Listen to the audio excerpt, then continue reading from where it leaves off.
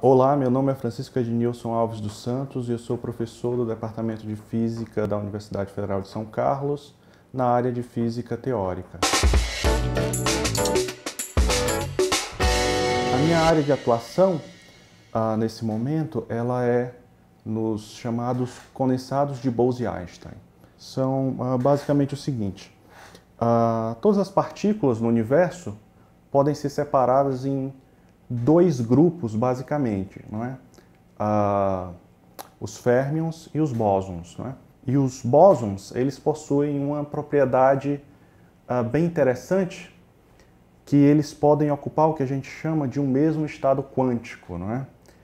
E quando a gente pega substâncias compostas de bósons e a gente diminui a temperatura dessa substância bem próxima do zero absoluto, uma quantidade de partículas razoável passa a ocupar um mesmo estado quântico.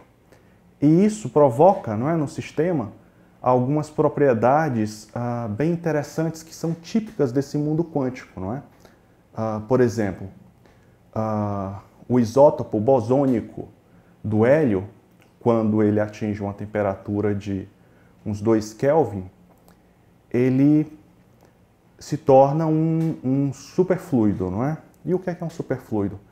É um fluido que não apresenta nenhuma viscosidade. Ele pode, inclusive, né, por exemplo, subir pelas paredes do container que a gente usa para guardá-lo, né? E ele pode escoar completamente para fora desse container.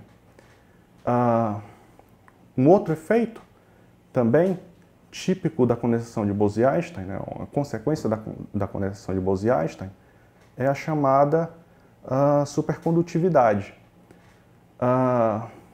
Na supercondutividade, o que acontece é que você tem materiais que podem conduzir eletricidade sem nenhuma resistência elétrica. Na minha área específica de trabalho, não é, com os condensados de Bose-Einstein, se divide em duas partes, não é? Na primeira, são as chamadas redes óticas. E redes óticas são sistemas em que a gente usa lasers para aprisionar átomos e manipulá-los de forma que a gente pode conduzir o sistema entre diversos estados da matéria, né? Então a gente pode pegar uma coleção de átomos e transformá-los num superfluido, variando as propriedades do laser, né? A gente pode, variando essas propriedades desse mesmo sistema de lasers, tornar esse sistema em um isolante ou em um gás normal, não é? Então esse tipo de sistema, ele permite um grau de controle muito grande, não é? E existem muitas possibilidades em aberto ainda para estudos e pode ser possível até a gente estudar novas fases estranhas da matéria também. Uma segunda área em que eu atuo é a chamada turbulência quântica, não é? Quando a gente tem um fluido normal e a gente sacode esse fluido, ele tende a formar no seu interior um conjunto de turbilhões e redemoinhos em todas as direções, de todos os tamanhos, não é?